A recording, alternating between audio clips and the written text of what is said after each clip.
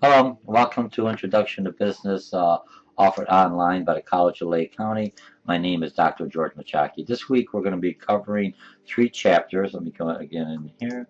And we're going to be covering chapter 17, 18, and chapter D, or chapter 24, or it's called, or appendix D, which is personal finance. We're going to basically start off with the personal finance as we, uh, for the first chapter, you should go for it. If you understand your personal finance, then you'll be able to understand the other chapters. So let's see what we have for week 6. We have a little break, so now you're all energized and going forward. This is week 6.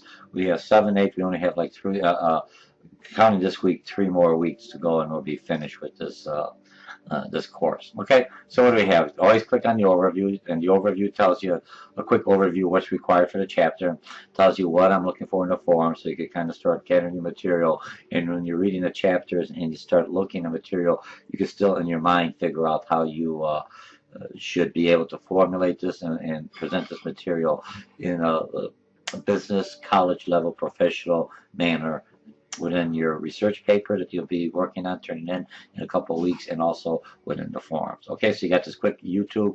You have this one forum. Let's click on see what we have for week 6 forum. We're 20 points. I want you to learn something about your credit, your own credit cards, your own credit score. What's similar to if you understand your own personal finances, wills, executive checks, balance, and credit score. It's a prelude to what you're going to need to understand business finances. Businesses also have a credit score.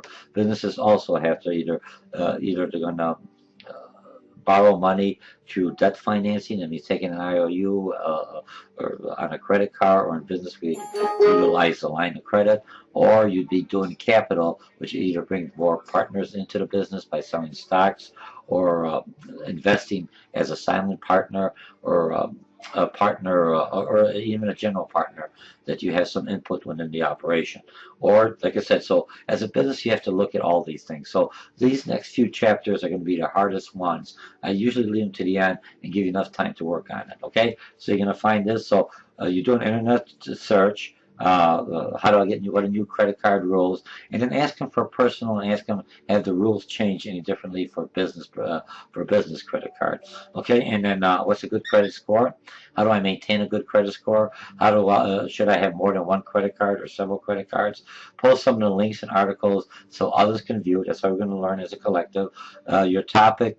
What are some of the new regulations about credit cards? Select something about bankruptcies, and when should a business go into bankruptcy? You have in the news, Detroit's thinking about going bankruptcy. We never had a city going into bankruptcy, but these are some things. Remember, so that's only from a personal perspective bankruptcy, from a corporation to go into bankruptcy, or under protection from bankruptcy, or let's see, let me just click that, or as an individual, or same thing as a government. Could a government go bankrupt? Never had a municipality ever go bankrupt. So this is going to be a new case, and the court system will say yes, a municipality is just like an individual, or no, it can't. Okay, and then say provide understanding to these. How do you get out of debt? Short-term, long-term debt. Last thing, how you plan to finance your research, feasibility, topic, business, or process. And can you make a profit by stating what you feel your monthly expenses are and your revenue? For your business feasibility plan, you have to at least give me a general idea what your monthly expenses are going to be and what your monthly revenue is going to be. Now, I understand you can have all different expenses. So when you look at chapter 17 or similar to your own, you should know you got to have rent, you got to have wages, you got to have utilities, you have to have some supplies. So that's going to be part of the expenses. And just give me a general idea. I think my expenses for the month are going to be $1,000, $2,000. If you look at your own personal expenses, for a month, you know how much money you need to survive and still have the coffee, cappuccinos, Starbucks, going out, or and paying for the school. So you understand your monthly expenses. Now you have to understand your revenue, how much money is coming in.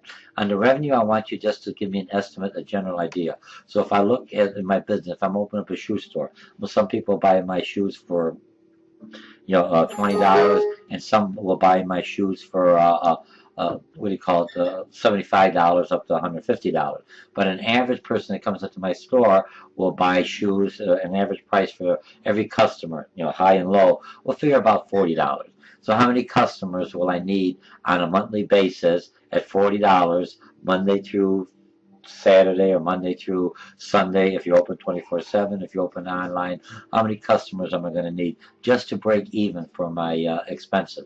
And then can I make a profit? So that's what you're going to be coming up. And you're just giving me a general idea. In a real business plan, you would have a line item. I'm not getting into that right now.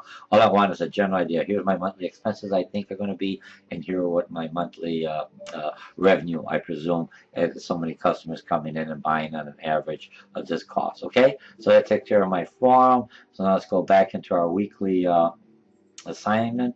So you take a form. This week you're going to have two connects. You're going to have a connect in chapter 17. Let me see what my 17 is, accounting, and what do you call accounting?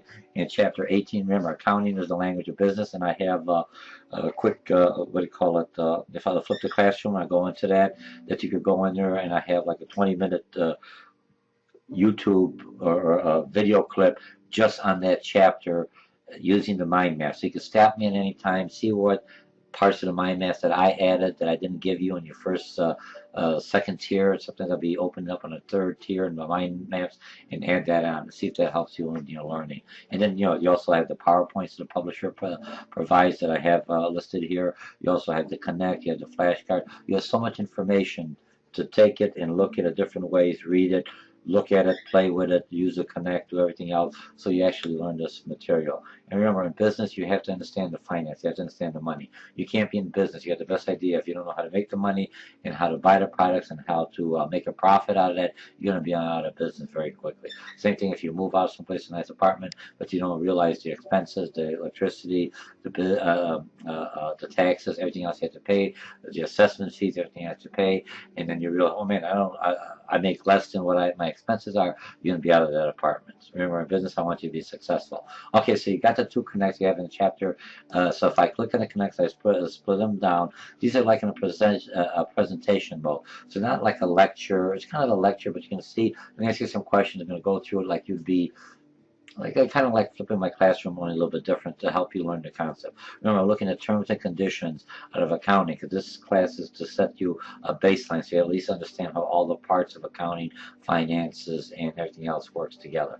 So you'll do one worth 15 points on chapter 17, and you do another connect worth on chapter 18 worth 15 points, which is a total of 30 points. Come on, you're almost done. We're at the end, okay?